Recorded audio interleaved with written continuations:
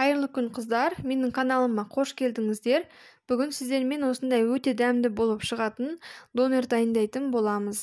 Ең алдымен табамызға май құйып, жақсылап қыздырып аламыз.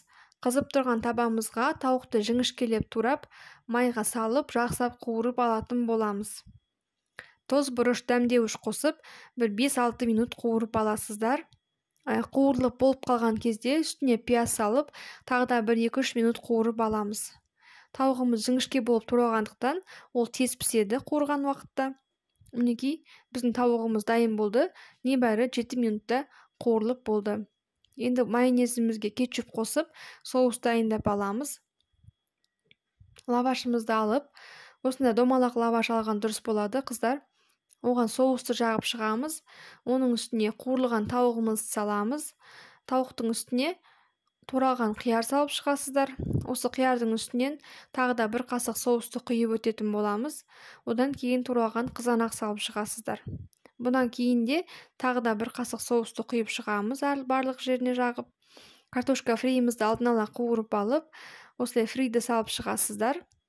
Одан кейін сыр салатын боламыз.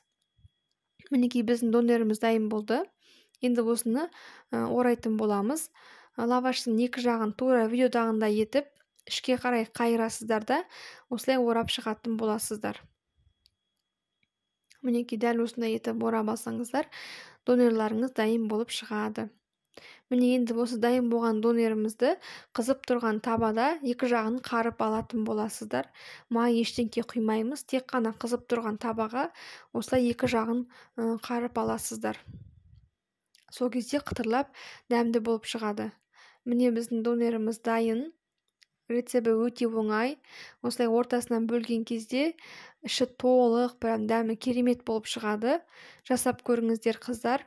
Рецепт ұнап жатса, менің каналыма тіркеліп, лайк, комментарий қалдырып отырыңыздар.